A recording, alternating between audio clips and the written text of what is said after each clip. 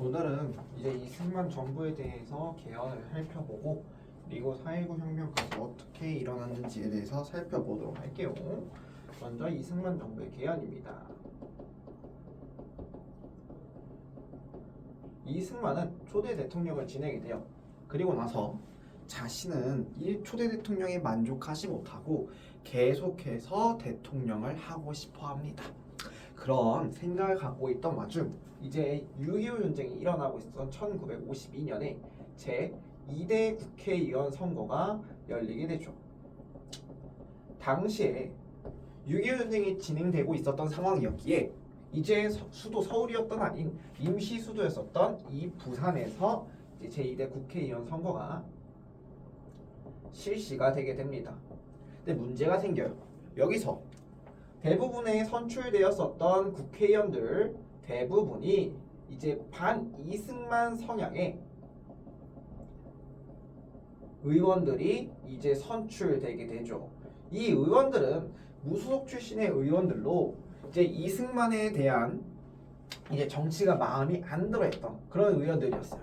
왜 그랬었냐? 당시에 이승만은 일단 정부 자체가 비리가 있었고, 그리고 우리 반민특위를 구성해서 친일파를 청산하자라는 반민족 특별 처벌법에서도 이승만은 이거를 제대로 행하지 못했죠.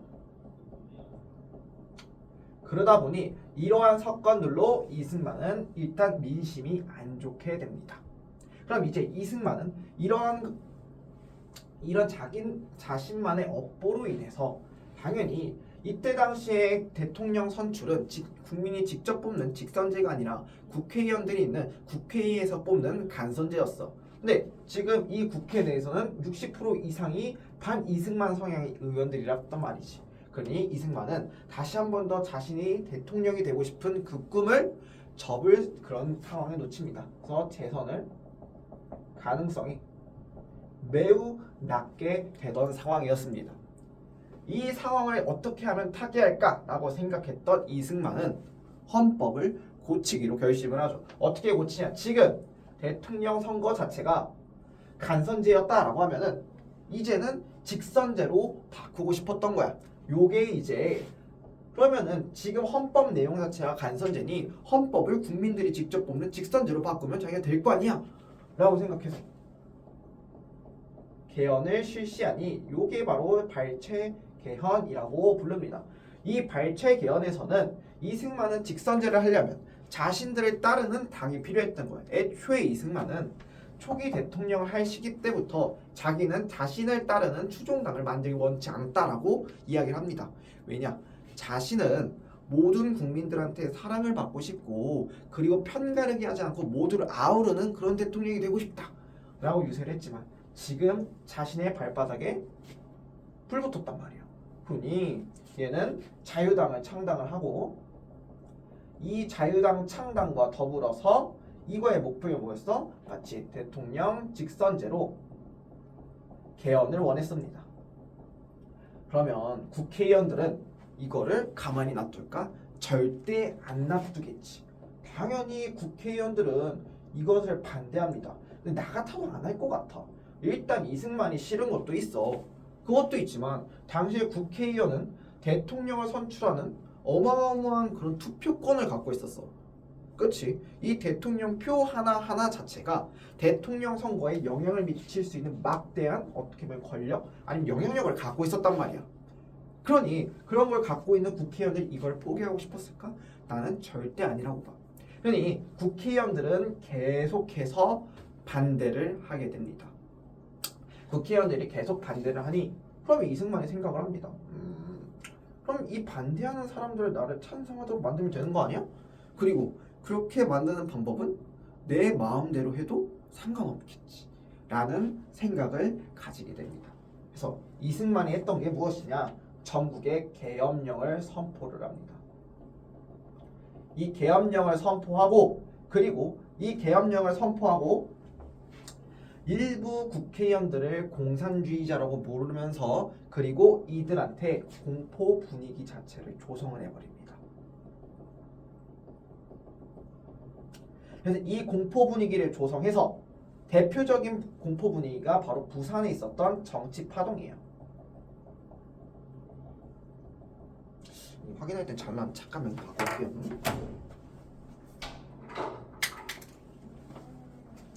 부산에서 있었던 정치 파동이었고 이 정치 파동의 대표적인 게 국회의원 연행 사건입니다. 이렇게 말하면 통근버스를 연행을 해버려. 그러니까 국회의원들이 타고 있던 당시 47명의 국회의원들이 통근버스를 타고 하고 있었어. 얘 또 왜 안 나와? 저기도 바꿔달라. 국회의원 47명이 이 통근버스를 타고 있었어. 근데 이승만이 이자들을 납치하고 공산주의로 몰으면서 이 사람들을 이제 산으로 데려가게 됩니다. 그리고 일부 국회의원들도 협박을 통해서 이제 자신이 이 대통령 직선제를 개헌하도록 만들게 되는 거죠. 이러한 공포 분위기를 조성한 결과 이승만은 자신이 원했던 개헌을 성공하게 됩니다. 그래서 이 개헌이 성공하게 되면서 개헌이 성공하고 이 개헌을 당시에 이제 가두 투표라고 해가지고 기립 표결이라 해서 사람들이 일어나서 투표를 하게 되는 거야. 이 기립 표결이 왜 문제가 되냐면 왜 이게 중요했냐면 봐봐 얘들아 투표는 우리 막 할 때 막 그냥 해? 여기서 막 정교 회장 투표해본 애들 있을 거란 말이야. 그럼 우리 정교 회장 투표할 때 자 이 사람 기호 1번이 투표하고 싶은 사람 손 들으세요 이래? 아니지. 우리가 투표함에 가서 꽁꽁 사방이 막힌 곳에서 우리가 찍고 싶은 후보한테 도장을 찍고 그걸 접어서 투표함에 놓지. 그래서 내가 어떤 후보를 지지했는지에 대해서 비밀성이 보장이 되고 그런 게 바로 투표란 말이야. 근데 이런 거 기립 표결이라고 하면 결과적으로 이승만은 자신에 반대하는 사람을 자신 스스로 눈 찍을 수도 있었고 비밀 자체가 보장이 안 됐었던 거야. 그래서 이게 했던 거는 이승만이 이런 사람들 협박을 하면서 자신이 대통령이 되도록 직선제를 개헌하도록 만들려고 했었고 잠깐만 다시 해보자. 개헌을 성공했고 이 개헌의 방식 자체가 기립 표결이라 해서 내가 스스로 비밀 투표가 아니라 일어서서 하는 이런 표결 방식으로 조금 비밀성이 보장되지 않은 상태에서 기립 표결이 진행이 됐습니다. 그리고 이 기립 표결로 직선제 개헌에 성공한 이승만은 이제 재선에 성공하게 되고 이거를 발판 삼아서 1954년 국회의원 총선거도 자유당이 압승을 거두게 됩니다. 이렇게 52년 때 발췌 개헌으로 대통령 재선에 성공했었던 이승만은 이제 한 번 더 하고 싶어졌어 대통령이.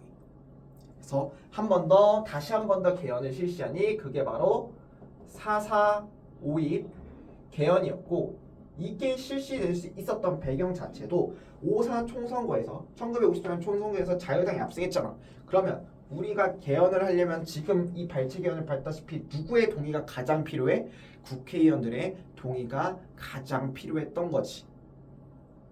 그러니까 그래서 이승만은 이 총선거에서 승리하고 자신을 지지하는 국회의원들이 많아지니 오히려 이걸 조금 더 순조롭게 개헌을 실시할 수 있었던 거야. 그러니까 이해됐죠? 그래서 이 4.4 개헌으로 대표적인 내용을 보면 이게 대한민국은 4년제 대통령이 4년 동안 할 수 있고 그리고 한 회에 한해서 중임을 할 수 있다. 한 번 더 할 수 있다. 근데 부칙에 적혀져 있어. 단 초대 대통령에 한해서 중임을 제한하는 것을 금지한다. 예외를 둔다. 라고 이야기를 하는 거야. 그럼 여기서 말하는 초대 대통령이 누구야? 이승만이지. 즉 자신이 한 번 더 하고 싶다 라고 생각해서 이거를 예외를 시켜버렸던 거지. 여기까지 이해됐죠? 그러니까 이렇게 4.4 개헌을 실시하다 보니 여기서 같은 당이었었던 민주당 일부 인사들도 자유당 일부 인사들도 여기서 환멸을 느꼈던 거야. 그래서 이거에 대한 반응 대응책으로 자유당의 일부 인사들이 이탈하게 되고 이렇게 이탈했던 사람들이 새로운 당을 만듭니다. 그게 바로 민주당을 만드는 거죠. 이 민주당의 대표적인 후보가 신익희라든가 아니면은 장면 등등을 통해서 이런 것들을 주도하게 됩니다. 그래서 이 4.4.5의 개헌으로 이승만은 이제 여기서 성공을 하게 됩니다. 근데 이게 성공했었던 배경 자체가 이게 조금 내가 맞물렸는데 미안. 이게 개헌을 하려면 전체 국회의원의 66%가 동의를 해야 돼. 그럼 당시에 국회의원이 203명이었고 여기서 136명이 동의를 해야 이게 개헌에 성공하게 돼. 근데 요때 한 명 모자른 135표가 돼버린 거야. 그래 당연히 자유당 입장에서 전전긍긍을 하게 돼갖고 초기에는 개헌 실패하게 됩니다. 그런데 이때 당시에 서울대 수학자라든가 아니면 인하대 교수라든가 이런 사람들이 나와서 4.4.5입이라는 걸 얘기합니다. 이게 4.4.5입이 지금의 말로 반올림이라는 뜻이야. 그 사람들이 얘기하기를 203의 66%라고 하면은 135.33이다. 그런데 수학에서는 이러한 135.33이 나왔을 때 4.4.5입이라는 원칙을 사용한다 라고 하면서 이제 그래서 4.4.5입 원칙으로 136표가 아니라 135표가 맞는 거다 라고 해서 요 4.4.5입을 계기로 해서 개헌을 성공하게 됩니다. 그러니까 이렇게 성공하게 되니 자유당의 일부 인사가 이탈하고 새로운 당을 만들었다. 그래서 대표적인 인물이 신익희와 장명 등이 있었던 겁니다. 자, 여기까지 이해가 됐죠? 자, 이렇게 4.4.5입 개헌으로 자신이 한 번 더 3대 대통령으로 나설 준비가 됐었던 이승만은 이제 제3대 대통령 선거를 치르게 됩니다. 그래서 자유당의 후보였던 이승만과 대통령의 이승만 그리고 당시에 부통령으로 이승만의 충직한 신봉이었었던 이기붕이 나서게 됩니다. 그리고 이 자유당에 맞서서 우리 집권당을 여당이라고 하고 그 여당과 부딪히는 당을 야당이라고 하거든요. 지금 이제 우리나라 같은 경우는 이제 빨간색 당을 여당이라고 하고 파란색은 야당이라고 하는데 이때 자유당과 대등하는 야당이 2개 정도가 있었어요. 첫 번째가 이 자유당 일부 인사들이 나와서 만들었던 민주당. 그리고 당시에 해방 전에 공산주의자였지만 해방 후에 이제 우리나라로 들어왔었고 이승만 정부 시기 때 농림부 장관을 지냈었던 그리고 그 농림부 장관을 지냈었던 조봉암이 만들었었던 진보당이 있었어요. 그래서 이렇게 세 당이 붙습니다. 민주당은 대통령 후보로 신익희 후보가 등장하게 되고요. 부통령으로는 장면이 등장을 합니다. 그리고 진보당에서는 대통령 후보로 조봉암이 나오게 되고 그리고 부통령으로 이제 박기철이 나오게 됩니다. 이렇게 요 세 당이 서로 붙게 되고 이 자유당의 이승만은 당시의 대통령 선거가 1956년에 일어납니다. 그러니까 6.25 전쟁이 일어나고 나서 그리고 3년의 전쟁이 끝나고 이제 3년 뒤에 이 3대 대통령 선거가 실시되게 되죠. 당시에 조봉암은 진보당을 창당할 당시에 얘기했던 게 평화 통일론을 이야기합니다. 우리가 지금 이렇게까지 싸웠음에도 지금 통일 자체가 안 된다. 그러니 지금 이렇게 자유당 정부가 내세웠던 이 북진 통일론이 아닌 평화적으로 그러니까 무력적으로 아닌 평화적으로 통일해야 된다. 요걸 내세우면서 자유당과 맞서게 되고 이승만은 이 진보당에 맞서서 북진 통일론을 더욱더 강조를 하게 됩니다. 그러면 여기 있었던 민주당은 이야기를 합니다. 못 살겠다. 다 바꿔버리자 하면서 선거 유세를 하고 이게 정말 이제 뜨겁게 열리게 됩니다. 그래서 못 살겠다.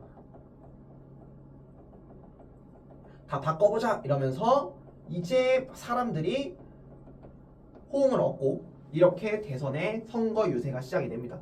여기서 말하는 이 민주당의 못살겠다 다 바꿔보자 요거는 선거 포스터 유세였고 시험 문제도 정말 많이 나와요. 그래서 이걸 좀 알아두면 좋겠어요. 그래서 이렇게 대통령 선거가 과열되는 분위기 속에서 신익희 후보가 이제 갑자기 죽게 됩니다. 그래서 이승만 입장에서는 자기와 대등하게 싸우고 있었던 신익희가 죽게 되니까 호재였었고, 조봉암은 이를 계기로 이 민주당과 단일화를 하고 싶었어. 그래서 박기철을, 당시 부통령 후보였던 박기철을 사퇴를 시켜버립니다. 그리고 사퇴시키고 이 단일화를 위해서 부통령을 내세우려고 박기철을 사퇴시켰지만, 민주당은 진보당의 평화통일론이라는 우리는 뜻이 안 맞으니 이거를 거부하게 되고, 이런 식으로 선거가 진행이 되게 됩니다. 그리고 선거 결과로 당시에 55표를 받았었던 대통령 후보로 55표를 받은 대통령 후보 이승만이 당선되게 되고, 여기서 반전으로 부통령 후보로는 이승만의 자유당 이기붕이 아닌 민주당의 장면이 되게 됩니다. 그리고 반전으로 이때 이승만이 55%를 받았는데, 이승만의 대항마였던 조봉암이 30%를 받습니다. 여기서 이 30%를 받았고, 남은 표는 거의 다 신익희 후보가 죽고 나서 대통령 후보에서 빠지게 되니 신익희를 지지하는 사람들 기권표를 던집니다. 그리고 당시 기권표 한 185만 표 정도 됐다고 해요. 그리고 심지어 서울에서는 기권표가 이승만의 20만 표보다 더욱더 많았다고 합니다. 그만큼 이승만 입장에서는 자신이 당선됐지만 치욕적이다라고 생각할 수밖에 없는 요런 선거였습니다. 이렇게 선거가 진행이 되면서 이제 이승만은 근심을 하게 되는 거죠. 자신이 이때 당시에 당선될 때마다 81세로 고령이었어. 그리고 언제 죽을지 몰라. 81세 고령이라면. 그리고 이기붕이 정상적으로 당선이 됐으면 자신은 언젠가 죽더라도 대통령이 죽으면 부통령이 그대로 이어봐서 정치를 간다. 요 헌법 조항 때문에 편히 죽을 수 있었어. 하지만 지금 부통령이 누구야? 자신의 반대당인, 자신과 대립하는 당인 민주당의 장면이었단 말이지. 그러니까 여기서부터 근심이 생기게 됩니다. 그리고 이렇게 근심이 생기던 와중에 이제 한 번 더 투표가 진행이 됩니다. 그래서 제4대 국회의원 선거가 이제 진행이 되게 되죠. 이 제4대 국회의원 선거에서 아니야, 죄송해요. 잠시만요. 제4대는 이 5대 국회의원 선거가 진행이 되게 됩니다. 아니, 5대란다. 제4대 대통령 선거가 이때 이제 진행이 되게 되죠. 그래서 방금 얘기했다시피 이승만의 최대 과제는 뭐야? 그치, 부통령이었었던 이제 이기붕이 당선이 돼야 될 거야. 그래서 이승만은 고령화가 됐고 언제 죽을지 몰라요. 얘의 과제는 뭐야? 이기붕 당선을 원했습니다. 당연히 이기붕의 당선이 원했었던 이승만은 이제 이야기를 합니다. 이거 그냥 부정투표하면 되는 거 아니야? 라고 이제 이야기를 하는 거죠. 그래서 이승만은 조금 치사한 방법으로 이러한 것들을 진행을 하기 시작해요. 어떻게 하냐? 첫 번째로 이제 야당 후보의 선거 유세를 방해를 하게 되는 거야. 아니 이거 방해할 만하지 않아요? 라고 하는데, 이거 어떻게 방해했냐면, 당시의 장면이 이제 민주당의 장면이 선거 유세하겠다고 어디 지방을 가겠대. 그럼 이승만은 거기다가 학생들이 나가지 못하도록 등교 금지령을 내리거나, 나가지 못하도록 등교를 시켜버리거나, 아니면 영화 현장 체험에서 영화를 보러 가게 해서 장면을 못 보게 하거나, 이렇게 만들었던 거야. 근데 왜 이것 때문에 학생들이 분개하게 된 거지? 근데 왜 그럼 등교시켰는데 분개해요? 그 유세 날이 주말이었으니까. 주말에 학생들이나 아니면 사람들이 피었겠다 하지만 이런 것들을 막기 위해서 오히려 등교하게 만들고, 그리고 영화를 보게 만들면서 이런 식으로 야당 후보의 선거 유세를 방해했었고, 그리고 그것과 더불어서 이미 얘네는 사할 정책을 실시하는 거야. 그게 뭐냐? 이미 사전 투표로 사할 정도의 투표를 투표함에다 집어넣는 거지. 이제 대통령 후보로 이승만, 부통령 후보로 이기붕으로 이렇게 이제 내세우게 되는 건데, 문제는 얘들아 진짜 미안해. 내가 이거 말하다가 빨리 너희들한테 이걸 말해주고 싶었나 봐. 이걸 하나 빼먹었어. 이것만 이제 여기다 적고 넘어가기. 자, 봐봐. 이승만이 이렇게 조봉암이 자신의 대항마로 오르고 위험하다 생각했던 나머지 이 조봉암의 사상을 이용해서, 그리고 옛 사상인 공산주의를 이용해서 조봉암을 없앨 계획을 세웁니다. 그게 바로 진보당 사건입니다. 이 진보당 사건을 이용해서 조봉암을 없애려고 했었고, 이 조봉암이 어떻게 했냐? 당시에 공산주의자였던 조봉암, 이 조봉암의 평화 통일론을 공산주의로 내세우면서 조봉암을 체포합니다. 그리고 이 체포한 조봉암한테 사형 판결을 내버리죠.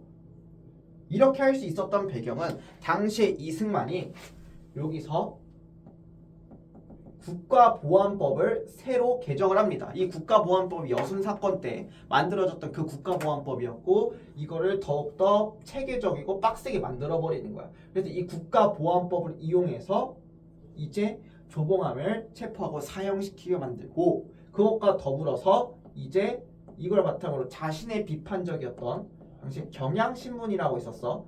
이 경향신문을 폐간시켜 버립니다. 그래서 이러한 식으로 이승만이 진보당을 계속해서 견제했고, 진보당의 수장이었던 조봉암을 사형시킴으로써 결국 진보당은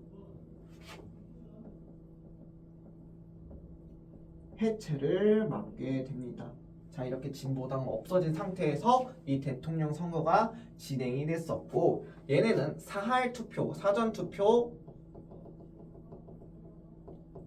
사할제를 써서 사할제로 이제 대통령 선거에 나서게 됩니다. 그리고 좀 더 비열한 방법으로 비밀 투표에 보장 없이 3인조 아니면 5인조로 묶여서 이 사람들이 옆에서 누구 찍나 확인시키는 이 3인조, 5인조 투표 방식을 하게 된 거야. 이러한 투표 방식이 이제 바로 이제 3.15 부정선거였던 거지. 이승만이 이렇게까지 했던 이유가 뭐였냐? 당시에 이제 여당이었었던 이승만, 그리고 이 여당과 붙었던 3명의 야당이 있었어. 근데 이 야당 중에서 여기서 2개의 야당은 이승만을 대통령으로 내세우겠다 라고 했고, 여기서 한 명은 이승만이 아니라 이제 조병욱이라고 해서 이승만과 대항마를 만들었던 거야. 그럼 이게 누구냐? 이 한 명이 바로 당시에 민주당이었던 거지. 그럼 당연히 민주당 부통령으로 누가 나왔을까? 장면이 나왔어. 근데 이 민주당이 한 번 더 억가를 당하게 됩니다. 이 3대 대통령 선거에서도 시인이케가 갑자기 죽어버렸지. 근데 이 조병욱도 갑자기 병으로 죽게 됩니다. 그러면서 이제 이승만은 단일 후보로 대통령 당선은 확실시 됐었어. 근데 이 이기붕이 지금 남았던 거야. 왜? 이기붕.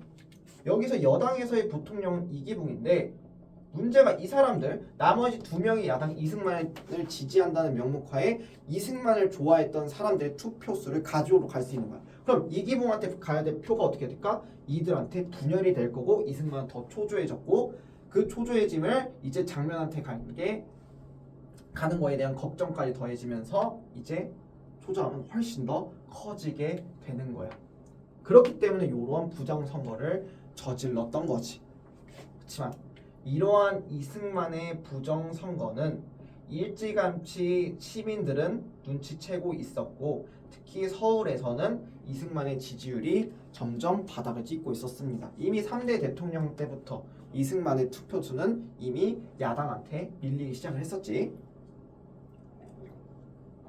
그런 상황 속에 이미 2월달 때부터 대구를 시작으로 해서 전국적으로 부산 그리고 마산 둥지에서 부정선거 항의 시위가 열렬하게 나오고 있었습니다.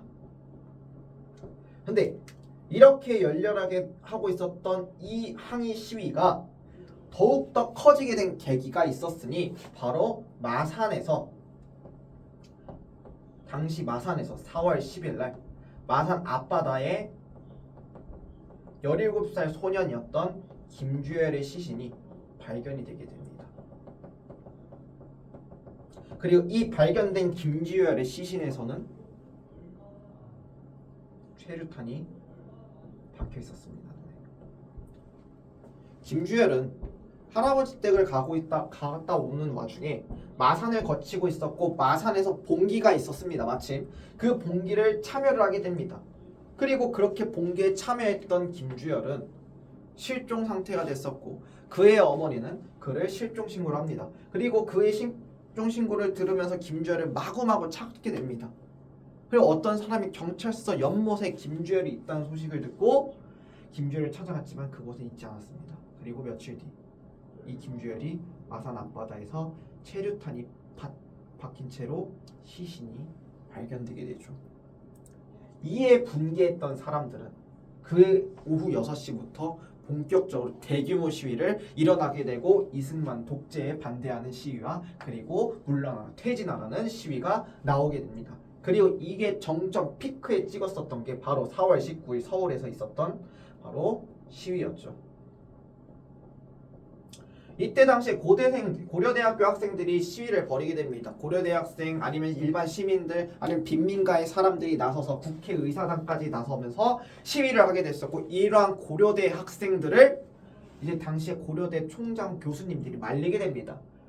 그래서 이 교수님들과 총장의 말을 듣고 물러났던 고려대 학생들이 그의 밤에 겨우 피습을 당하게 되면서 피습을 당하게 되면서 오히려 이것 때문에 고려대를 포함한 여러 서울 대학교의 대학생들이 분개해서 시위는 더욱더 일파만파 커지게 됩니다. 그래서 정부는 급한 마음으로 계엄령을 선포하지만 그러나 시민의 확산은 막지 못했죠.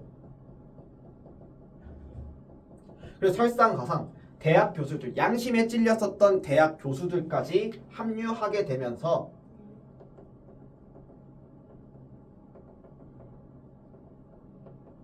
시위는 더욱더 확산되게 됩니다. 이렇게 확산되는 시위에 결국 이승만은